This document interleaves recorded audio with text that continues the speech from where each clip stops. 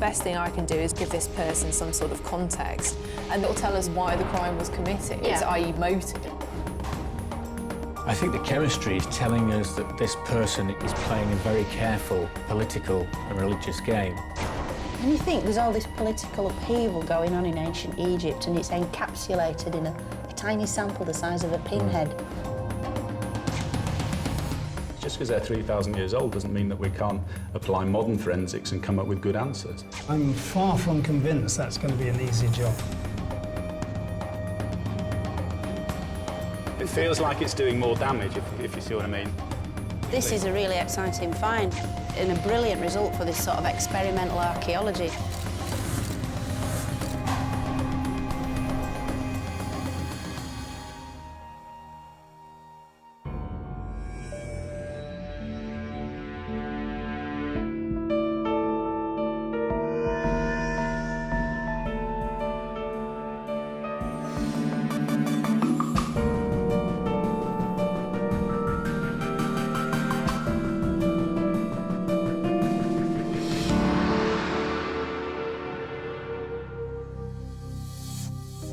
In Bolton Museum in the north of England lies a unique mummy, partially unwrapped, yet spectacularly preserved after 3 millennia.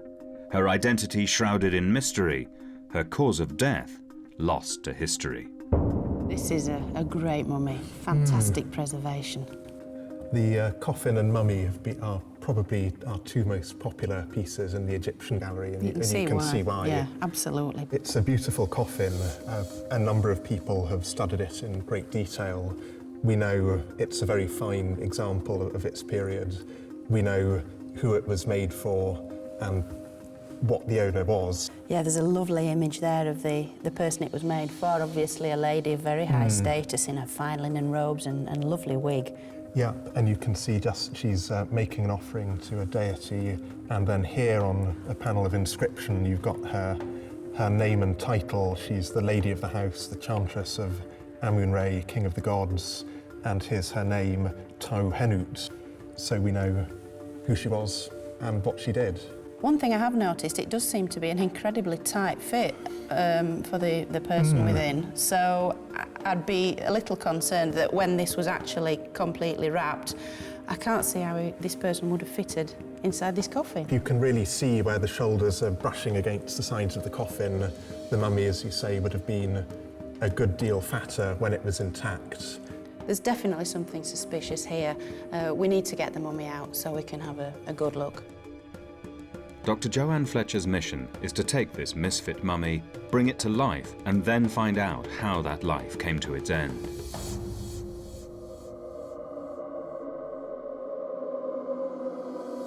She is one of Britain's foremost Egyptologists and a world authority on mummies. The grime of centuries could hide any number of secrets from a casual observer, but Joanne is anything but casual. Beautifully preserved earlobe, absolutely superb. And the teeth are really quite extraordinary because although there's some chipping there, what you're actually seeing very distinctly here is an overjet of the upper set of teeth, which is a very unusual feature.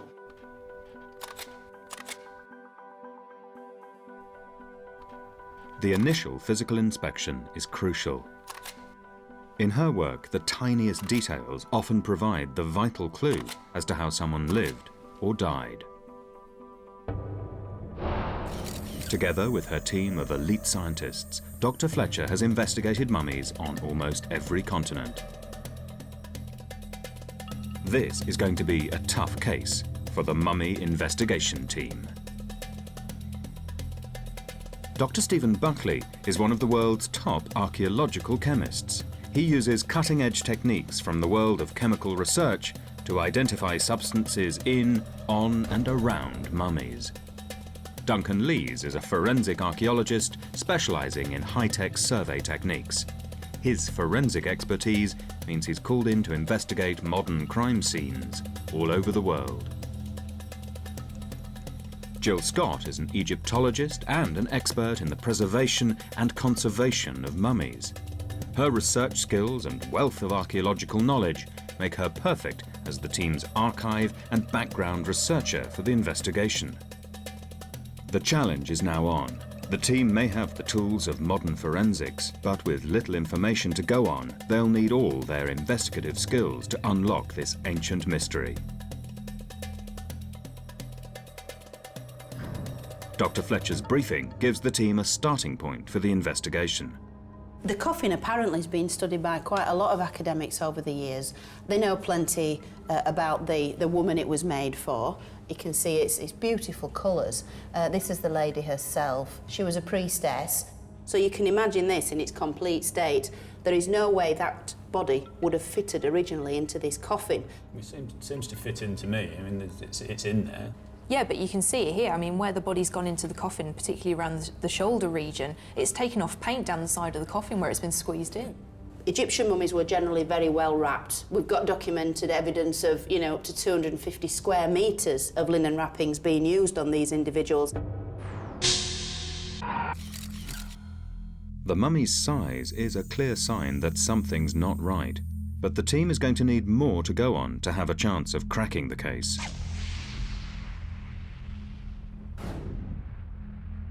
There's a distinct facial feature there of overjet. A what? It's almost like buck teeth, All right. in which you have the upper set of teeth protruding very much over the bottom set. Now, this is potentially quite an intriguing find because we know from the evidence that's already been collected that the royals, the royal mummies, the pharaohs of the New Kingdom, also shared this distinct characteristic.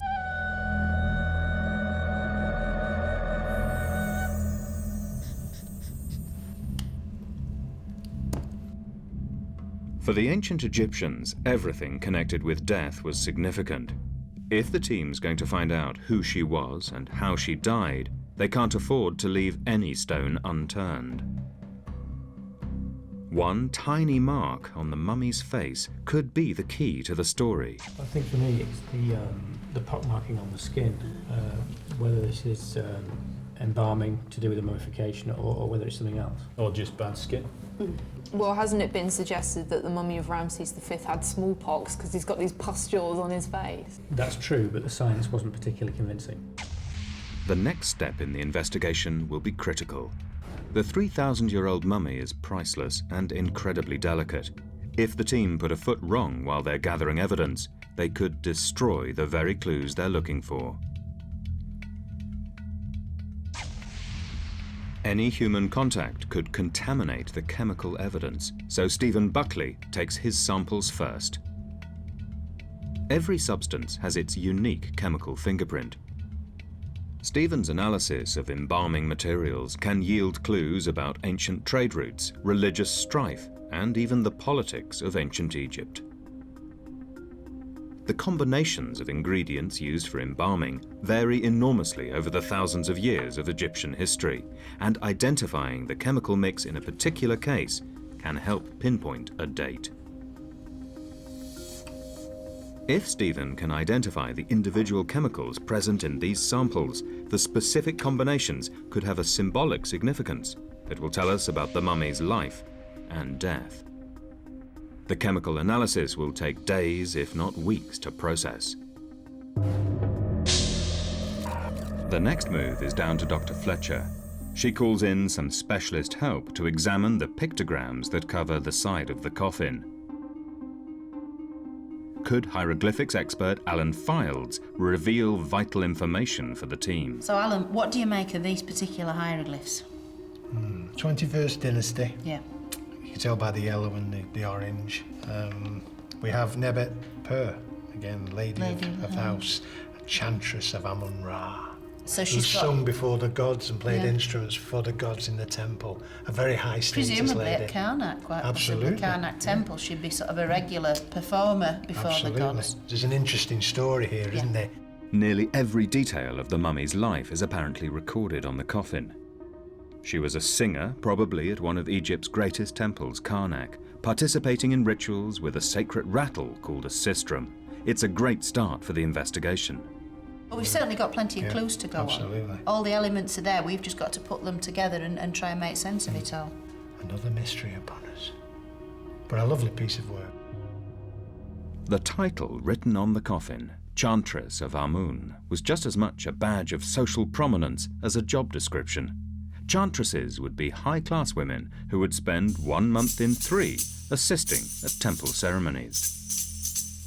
In ancient Egypt, the temples were highly restricted, and jobs that provided access to them were reserved for the elite of Egyptian society. The hieroglyphs have given Joanne a wealth of information about the mummy, but shed no light on the cause of death. In search of a breakthrough, Joanne has brought in some heavyweight help. Paleopathologist Professor Don Brothwell has an international reputation that extends far beyond the world of archaeology. His investigations of everything from mass murders to Danish bog bodies have made him a world authority. With the help of a full-body X-ray scan, Don will be able to see beneath the mummy's ancient skin and the wrappings that cover her lower body to identify any injuries that could relate to her cause of death. And here the bottom of the spine is seen. And there seems to be some material inside the abdomen here, doesn't there? What exactly might be revealed later on. The upper teeth are very projected in front of the lower teeth, so you have a rather sort of prominent upper teeth in the jaw. And the wear on the teeth suggests to me that's not particularly marked. The fact that Don's dental inspection has revealed very little wear on the teeth means the mummy must have enjoyed a high-status diet of soft food and been less than 30 years old at the time of her death. This young woman was struck down in the prime of her life. We have something at the back of the skull which looks as if we have a deposit at the back, either something pushed into the skull through the nasal area, through the nose. Right, can we move on to the thigh? Not a particularly large head of the femur, which isn't a very masculine feature, but combined with the pelvic detail, I would say this is a fairly slenderly built male. This bombshell that the mummy is actually male means the team will have to rethink all their assumptions. Steve, interesting results. We've done these digital X-rays, and what we find in the skull and in the pelvis is very definite evidence that this is a male, not female. Right. There's enough information from the detail of the skull, things like the frontal sinuses and parts of the pelvis, which indicates, the sex of the individual. I'm absolutely sure this is male. Right. So interesting puzzle. Don's search for the mummy's cause of death has totally transformed its identity. The fact that it's male, not female, helps explain why it doesn't fit in the coffin. But if this isn't the coffin's original occupant, all of the information from the casket's inscriptions is irrelevant. The investigation is almost back to square one. The team needs a fresh start. Egyptologist Jill Scott wants to find out if modern dental medicine can tell us anything about the mummy. So she tracks down orthodontic consultant Jay Kinderlin. Well, the mummy demonstrates a combination of both prominence of the upper front teeth and also an element of what we would call mandibular retrusion. So the lower jaw is actually set back in relation to the rest of the face. The unusual combination of these two facial deformities would have made life difficult. I think the main issue would have been one of eating food. The mummy may not have been able to bite into an apple normally, or if they had sandwiches in Egyptian times, they may not have been able to bite a sandwich properly. The mummy probably would have had to chop up the food to put in separately. And what about speaking?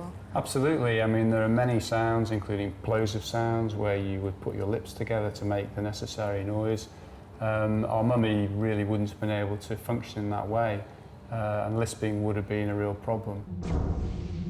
A picture is emerging of an individual beset by problems. A young man with trouble eating, speaking, everyday things that we take for granted. But while his distinctive teeth were troublesome, could his condition also be a sign that he wasn't as unlucky as he's beginning to appear? A family album of ancient Egyptian pharaohs hints at a possible royal connection. And there is the supposition here that these people were all related. So it tends to run in families, so the mummy's parents probably would have had a similar facial profile, and it would be passed down from one generation to the next. We have patients referred who maybe 11, 12, 13 years of age, and often as their parents walk through the door with the patients, you can see really how the children are going to turn out in later life. Right, without treatment, obviously. Absolutely. I mean, it is very possible that the mummy and these other individuals have come from the same genetic stock, if you like. But those features alone wouldn't really point you to the fact they were definitely related. What you really need to do is get into something like three-dimensional facial reconstruction, so you can see what the face is like in all planes of space. The dental evidence suggests the mummy could be related to royalty, but it's going to take facial reconstruction and further investigations to confirm that. A picture of the mummy is building up, but the team's no closer to discovering how he died. Joanne calls a meeting. With his textbook knowledge of ancient diseases, Professor Don Brothwell could help pin down the mummy's cause of death. What do you think about this sort of marking on the face? It's quite a suspicious looking thing, isn't it? I mean, it does look like a rash, doesn't it? Well, that's interesting because quite a few Egyptologists, when they see these features on mummies, have sort of raised the question, is it smallpox? Is it evidence for some sort of killer disease? Smallpox was a massive killer in the ancient world, responsible for millions of deaths worldwide. Victims of smallpox are covered with pustules that break off to leave ugly scarring, resembling the marks on the mummy's face. With no known cure, a diagnosis of smallpox was a death sentence until the disease was almost eradicated by vaccination in the last 100 years. Don's vast knowledge of human remains enables him to make a quick judgment. My guess is it's post-mortem. It extends on to only regions of the body. And I've seen the same kind of thing in bog bodies, for instance. And again, I think it's post-mortem. The most likely explanation for the marks on the mummy's face is drying out of the skin during the embalming process.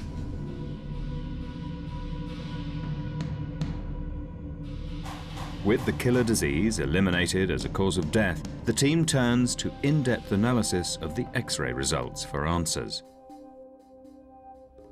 The brain box is obviously empty except for what looks like a deposit at the back of the head. And are those little fragments there due to the damage when the whatever metal implement it was driven in? I think that explains this sort of area of, is it bone, is it loose bone? Because I was interested in cross-referencing with the sort of X-rays of Tutankhamun, the most famous ancient Egyptian of them all. Yes. But you also have what appears to be a kind of bone fragment, which for many years was regarded as a cause of death. You know, this bash on the head, was King Tut murdered and all that. Right. So I'm interested on your thoughts on that little tiny fragment there. Bone fragments in the brain cavity could be evidence of foul play. Are they signs of a blow to the head, like the one thought by many to have killed King Tutankhamun? Or are they just a byproduct of the mummification process? So, Don, do you think to try and work out exactly what's going on this X-ray image, we ought to undertake some form of experiment? Yeah, I think it'd be well worthwhile. As long as you don't call me in. A lot of force is going to be needed, isn't it? It is, yes. Duncan? Can we just have a word about I'm that? not entirely happy with the way this is going, judging by the conversation that's been happening. Well, I think we need somebody with a fair amount of strength on this one. It's trying to recreate what we're seeing on the X-ray here. We know that the brain was removed by some sort of force up through the nose with a metal tool, and then the brain was taken out. So what we're trying to do is recreate the sort of damage that you're getting within the human skull in an experimental way. Well, let's wait and see what happens, because I'm far from convinced that's going to be an easy job for you. If the experiment can produce chips of bone in the skull, it could be a major step in the investigation. But replicating a 3,000-year-old brain removal process will be easier said than done. The removal of the brain was just one stage of mummification. For an ancient Egyptian, the preservation of their body after death was the key to eternal life. So tremendous importance was attached to every aspect of the embalming process. To prevent decay, the main internal organs, other than the heart and kidneys, were removed and stored separately. Removing the organs without damaging the rest of the body required tremendous skill on the part of the embalmers. With the experiment underway to try to explain the bone fragments inside the skull, the investigation is making headway. And at the team's state-of-the-art chemical laboratory, Stephen Buckley could be one step closer to finding the mummy's identity. After hours of careful preparation, the first results from Stephen's chemical analysis are starting to come through. GCMS is the gold standard when it comes to identifying organic chemicals. It provides a graphic fingerprint of every chemical compound within a minute sample. That can mean hundreds of substances in a sample the size of a pinhead. What GCMS allows us to do is to identify components individually from a very complex mixture. There's plenty of components in there, so hopefully some of them will be quite interesting. From what we know so far, certain substances were associated with certain deities. So there's certainly symbolism as well as the practical materials, there's no question of that. I suppose we're really looking for the more minor components that may tell us something about political identity, religious affiliations, trade routes, that sort of thing. The GCMS machine heats the tiny samples until they turn into gas. The temperature at which substances in the samples vaporize plays a key part in identifying them. Hours later, he has his first breakthrough. This is a major component in the sample, thymol. There's actually a lot of it in thyme, for example.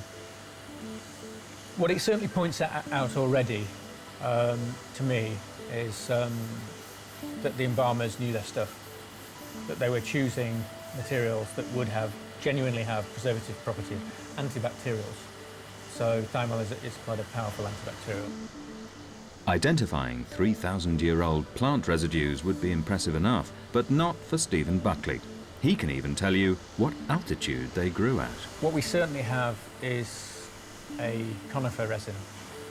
What I'm trying to look for now are markers that suggest a mountain conifer. If conifers are exposed to higher levels of radiation as they are at higher altitude, then they actually give a chemical fingerprint showing that, and that can sometimes give us clues. The cocktail of expensive embalming ingredients containing a resin from a distant mountain conifer confirms the team's thoughts that the mummy must have been someone very important. It also hints at exactly who this mummy may have been, but that can only emerge after days of painstaking analysis. While Stephen's making progress on the mummy's identity on his own, Joanne's going to need some help to carry out her experiment on the cause of the mummy's skull damage. The fundamentals of metalworking haven't changed for thousands of years. Don Barker is still practicing skills that would be familiar to any ancient medical toolmaker. Egyptian embalming tools were originally made in copper, a soft metal easily bent into shape, but almost as easily broken. Copper was eventually replaced by stronger metals, so they're using authentic ancient designs to make tools in both copper and iron to see if either can produce the kind of bone chips seen in the mummy. Wow, that's amazing. You can really get a feel for how they might have done it now, you know. For the whisking process to liquefy the brain for removal, Joanne has another tool made, a long, thin wire that will curve around the inside of the skull. So yeah, you can see how you could feed it up the nose. Yeah. And then once it's up, then it's like a handle to rotate, isn't it? Absolutely. With the replica ancient Egyptian tools complete, everything is set for a hands-on, practical experiment which could determine whether these kinds of implements could have been the cause of the mummy's skull damage. Following the revelation that our mummy is male, Duncan meets facial reconstruction specialist Stephanie Davy-Jow to build a picture of what he may actually have looked like. So I have a virtual model of the skull here. Okay. And what I then do is an analysis of the skull to determine sex, approximate age, as well as ethnic affiliation, if I can determine that. Right. With these parameters in place, Stephanie uses data gathered from modern populations to make an estimate of skin depth that she then applies to the model. I can add eyes. Every person has approximately the same size of eyes, but the placement inside of the eye socket or the orbital is dependent upon the individual. One thing that was interesting that I noticed when reconstructing this individual was the marked asymmetry in his orbitals. His eyes aren't even. Like the deformed jaw, the asymmetric eyes are another characteristic of some 18th and 19th dynasty Egyptian royalty. As the pieces come together, the mummy's looks seem to become more and more extraordinary. And you'll notice too in the profile, you can see he's got quite a receding chin, coupled with the overjet, and he's got a convex nose. So he's got kind of a beaky nose and a receding chin. You're not building up a very good picture of what this guy's going to look like. I build it as I see it. Distinctive. Distinctive, but yeah, can't hide from the facts. As the dental evidence suggests, the mummy was a young man with a whole host of problems. And next, I can begin to build the overlying skin surface using the information from the tissue depths and the muscles and the shape of the skull. And you can begin to see what he looked like. Oh, it's incredible, isn't it? He's certainly, choose my words carefully, distinctive, isn't he? He is, yes. I don't think he'd make any modern magazine covers. No. But With a forensically accurate picture of the mummy, the investigation gains new impetus. The team are no longer dealing with desiccated remains, but a human being whose cause of death remains unknown.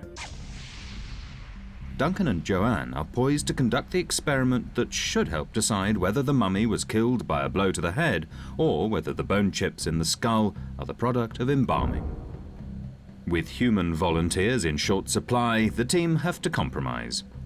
In our case, we have to use a sheep's head, but in many ways, the sheep and the human, in terms of size, the size of the brain, etc., they are quite similar, aren't they? The ancient Egyptians believed the heart was the centre for thought and emotion, so they were unsentimental about removing the brain to stave off the decomposition process.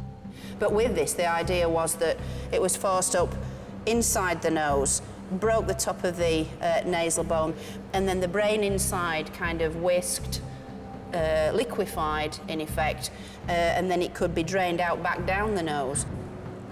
So, time for a tap. Absolutely.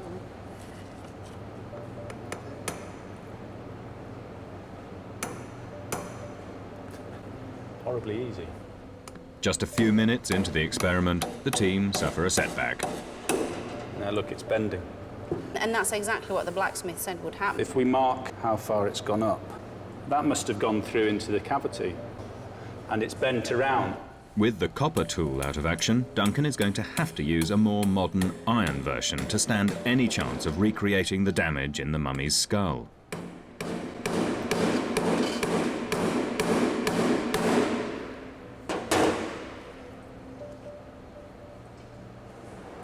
It's much tougher and hasn't bent around the skull cavity, but has definitely gone through it.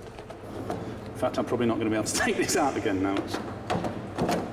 Hence the damage to the... Now look. Oh, no, that's lovely. Look at that. And these are fantastic because this is exactly... I wouldn't be able to extract all of these with the hook. I don't think I could pull all of the brain out. Chunks of brain tissue are a good start, but bone fragments remain elusive. Egyptian embalmers could remove a brain by liquidizing it in as little as 20 minutes.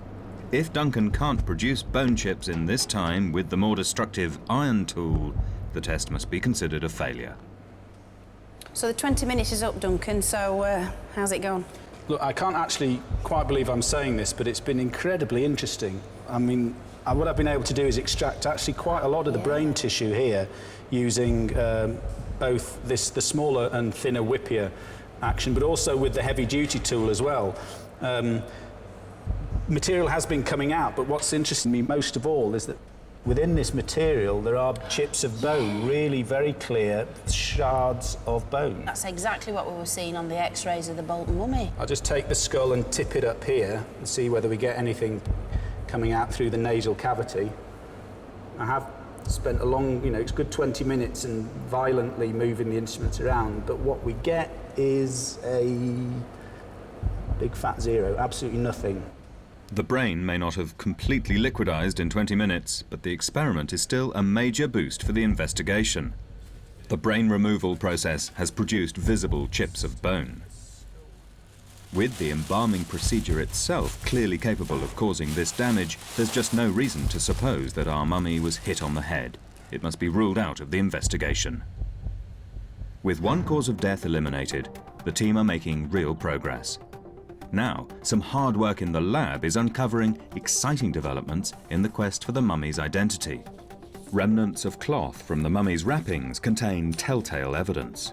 Certainly one of the things that struck me particularly when I was looking at the actual mummy in Bolton, the very sort of fine quality of this linen, because quite a lot of mummies, Egyptian mummies certainly, are wrapped in quite often quite coarse material, often reused, recycled, even amongst sort of what you call the middle classes, I guess. But with this one, it's really fine stuff, the finest quality.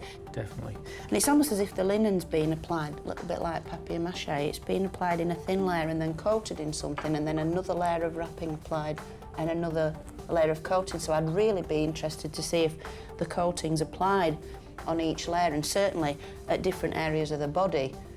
There's plenty to sort of go on here, isn't there? There's a lot of interesting things at play, I think. Joanne's examination of the fabric confirms the team's first instincts that the mummy is someone very high class. But the results of Steve's chemical analysis promise dramatic new developments. The chemistry is actually looking quite interesting. We've got a lot of thymol, which is something that occurs in thyme, for example. What we've also got with this triterpenoid resin is pistachio. Well, that's a very distinctive chemical fingerprint, all those ingredients put together. To some extent, it's a royal marker. So I think it suggests this was someone of note, given the amount that's being used. The pistachio shrub, prized for its sweet-smelling resin, was used almost exclusively for embalming members of Egyptian royalty during the era of the New Kingdom. Suddenly, the notion that our mummy is of royal descent has gone from an intriguing idea to a definite possibility. But Stephen has even more surprises up his sleeve. What's also interesting, curious initially, was the fact we actually have a division. So a line has been drawn through the mummy, if you like. The left side suggests sheep, possibly goat. With the right side, he's got cow or bull. One half of the mummy's upper body was covered in sheep fat, the other in cow fat, each substance symbolically linked to rival Egyptian gods. Sheep or goat, of the sacred ram of Amun, represented the sort of grand traditions of the ancient Egyptians. But then he's sort of playing both sides, isn't he? If he's sort of showing evidence of the sort of cow fat, sort of bovine material. Yeah. He's got this link to the Hathor, the bovine goddess, linked to the sun. It's an incredible discovery. By analysing tiny drops of fat taken from both sides of the body, Stephen Buckley has opened up a dramatic chapter of Egyptian history. Egypt in 1250 BC was politically divided between north and south. Hathor, the cow, was daughter of the ancient sun god Ra, a symbol of the north, favoured by priests who were loyal to the pharaoh. The god Amun, represented by a ram, was the chief deity of the powerful priests who dominated the south. I think the chemistry is telling us that this person is playing a very careful political and religious game. He wants to get the balance right. He's actually showing that he's pro-Amun and pro-Ra. When you think there's all this political upheaval going on in ancient Egypt and it's encapsulated in a tiny sample the size of a pinhead. If the mummy was performing this delicate political and religious balancing act in death, it narrows down the possibilities of who they were in life. So on the basis of this amazing data, are we able to sort of try and pinpoint more precisely who this person may or may not be? I think for me, from the chemistry and the mummification evidence that we have, it suggests a possible Ramesses II connection. With the shaven head, that's an interesting one because, of course, it's a clear mark of a priest. In isolation, the mummy's lack of hair wouldn't be significant, but combined with all the other evidence of his status, his distinctive facial features, and the religious importance of his embalming materials, it's a key indicator of his identity. Then potentially we're looking at one of the royal sons of one of the pharaohs. The chemistry suggests this mummy was rich and important, a prince of the royal house, a priest, and a political player in one of the most turbulent periods in Egyptian history. The incredible 66-year reign of Ramesses II was an exciting time to be alive in ancient Egypt. Led by its extravagant king, the Egyptian empire expanded dramatically before slowly tumbling into economic decline. Ramesses was responsible for building some of the most spectacular monuments in ancient Egypt, many of which survive today. The temple complexes at Karnak and the Ramesseum forever pay silent tribute to an era of great achievements and great political intrigue.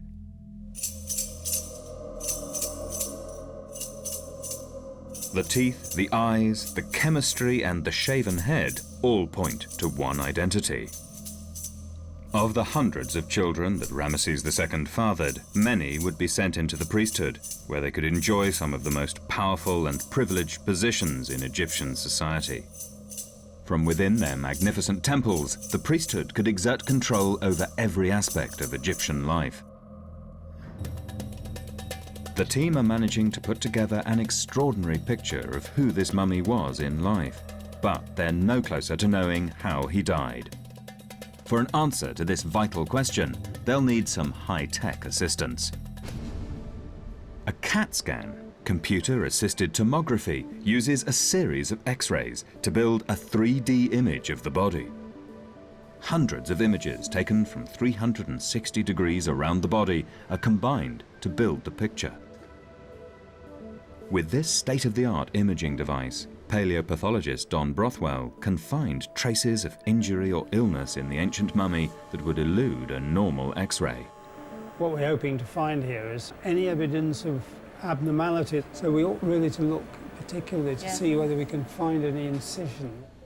If they find an oblique embalming incision, it'll place the mummy in Egypt's 18th dynasty, and everything the team has discovered would be thrown into question again. If the incision is vertical, the mummy would be tied to the 19th dynasty, the time of Ramesses II. Is that a cut? In that area, I'm just trying to compare it to the other side. During embalming, the organs would be removed through a single cut in the abdomen. After mummification, it would generally be tightly stitched, making the incision very thin and hard to find. It's the left-hand side where we should be finding the incision, right? No, remember, it will be stitched up. The skill of the Egyptian embalmers makes it a difficult search, but eventually they find it. It's a vertical incision. The discovery of the incision puts the mummy squarely in the time of Ramesses II, but further investigation will be needed to identify how the mummy died. But obviously, if we really are going to try and find the cause of death, we need to work over every image very carefully.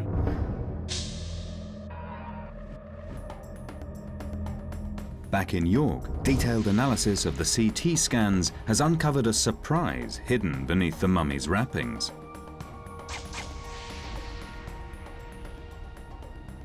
Aha. This is a man. So we're coming down now into the pelvis. Can you see we're beginning to get a separate structure showing up there beyond the abdomen? I'm fairly sure we're seeing sections of the penis there. So it's man, all right?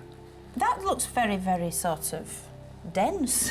Yeah. It looks like it's been quite well wrapped. Well, it's been well prepared for death and the next life, I suppose. For sure. But what puzzles me is I can't see any evidence of a scrotum or testicles.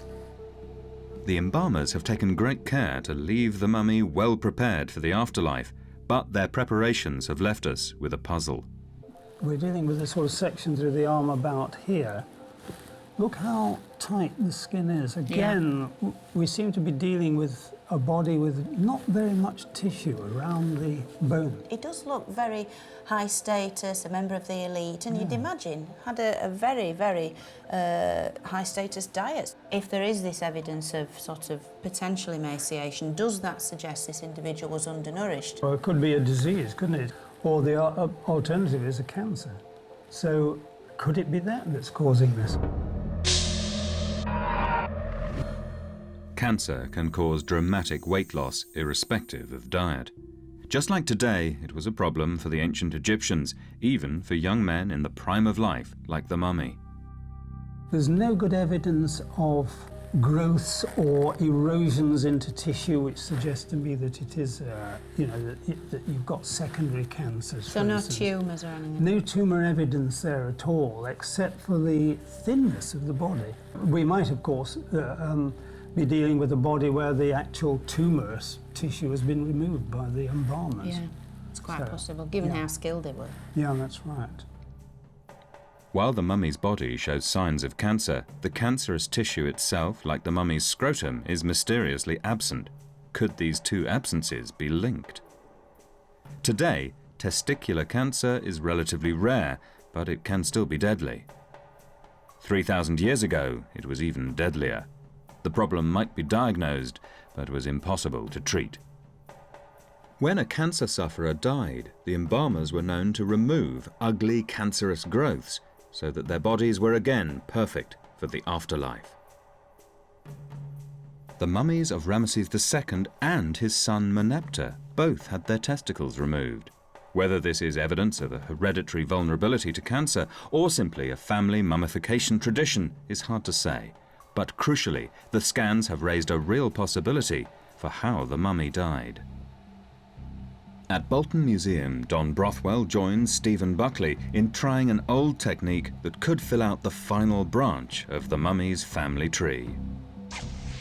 Facial reconstruction has brought to life the mummy's extraordinary features, but to prove that they are a family trait, another test is needed.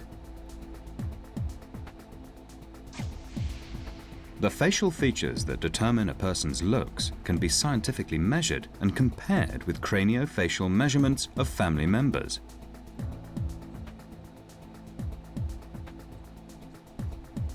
The proportions of the nose and chin can be just as distinctive as fingerprints. What I've seen is some interesting patterns in the royal mummies.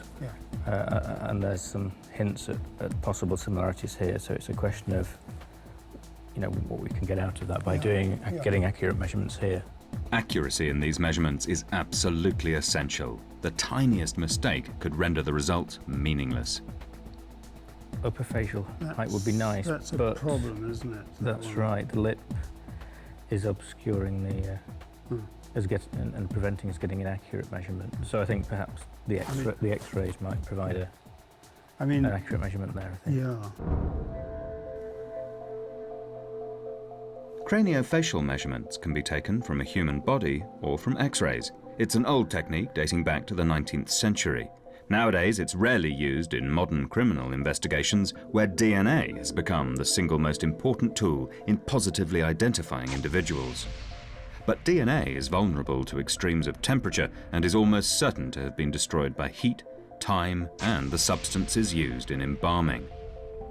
For ancient artifacts like Egyptian mummies, craniofacial measurement will always stand the test of time. Back in York, the final piece of the jigsaw is almost in place. However accurate Stephen's measurements are, they mean nothing on their own. To prove scientifically that this mummy is related to Ramesses II, the statistics must be compared with data gathered from Egyptian royal mummies, including Ramesses himself. I looked at all the royal mummies that we have from the New Kingdom. The one that stands out as being most similar to ours is Ramesses II. Of these 6 key measurements, 4 of them are virtually identical. With Ramesses II? Yes, with Ramesses II. The link between these two mummies is not just statistical. The resemblance is more than skin deep. Here's the X-ray of Ramesses II. That is so similar. Look at that. Yeah. Look at the nose. The degree of overjet, the overjet. angle. And the chin. That is such a distinctive Yes, chin. the jaw, look at the Ramesside jaw. The mummy differs significantly from Ramesses II in only 2 measurements. Surprisingly, these 2 rogue statistics actually reinforce the mummy's link to Ramesses through his father, Seti. that. Other than these couple of measurements here where it's Seti I, who, as we know, was Ramesses II's father. Yeah. So that will be expected from father to son, and then our individual. That's amazing. That's quite good, isn't it? The mystery of the mummy's identity appears to be solved at last. He's almost certainly a blood relative of one of Egypt's greatest pharaohs. What we find in the skull and in the pelvis is very definite evidence that this is a male. I mean, it is very possible that the mummy and these other individuals have come from the same genetic stock, if you like.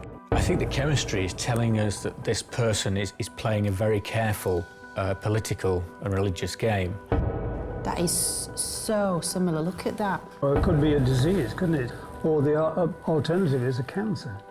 After weeks of intense work, the investigation has yielded discoveries no one could have anticipated. To come to the point we have, as in a relative of Ramesses II, is quite mind-blowing. Any one of those pieces of information, if we hadn't had it, if we hadn't found it, could have taken us in a completely different direction. For me, we just let the science do the talking. Yeah.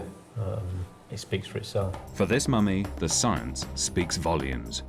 Contrary to the inscriptions on the casket, this mummy is male, switched into the casket either in Egypt or during his long journey to Britain and Bolton Museum. The team's painstaking work has painted a picture of a fascinating life and suggested that the mummy could have died of cancer while still young. So basically, this person had a life of wanting for absolutely nothing, which makes, you know, the manner of his death such an irony, doesn't it? As Don flagged up, it certainly appears to be some sort of wasting disease, possibly even cancer. I mean, that's a tragic irony. This rich, powerful man, who should have enjoyed a comfortable existence at the pinnacle of Egyptian society, was perhaps humbled by a condition that respects neither wealth nor power, and still haunts us today. Every time we look at the mummies, look at the bodies, it's not you know, an object in space and time. It's not I don't understand them because this is a statist individual. You connect on a very human way. We aren't looking at just some artefact in a museum. This is a living, breathing human being that people once loved and once cared for. They had the same fears that we did and felt the same pain that we did. I think that's why it's nice that we've gone some way to giving him his identity back. The idea of gaining immortality through mummification might seem strange to us, but in a very real sense, this mummy's embalmers succeeded in their task. Their careful work has ensured that his memory and his identity will endure for thousands of years beyond his death.